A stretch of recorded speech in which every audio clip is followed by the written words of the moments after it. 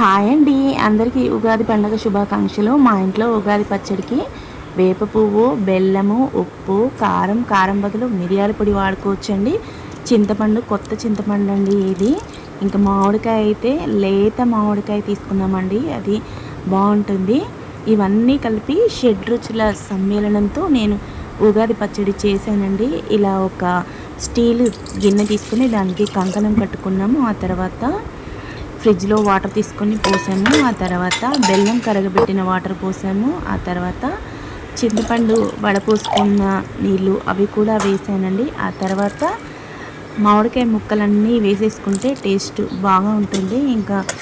ఇంకా వేప పువ్వు శుభ్రంగా అరచేతిలో వేసుకొని నలిచి మరీ కడిగి ఇందులో వేసుకోవాలండి. అప్పుడే చేదు టేస్ట్ కొంచెం వస్తుంది. కొంచెం ఉప్పు, కొంచెం కారం వేసానండి. ఇంతేనండి మా ఉగాది పచ్చడి.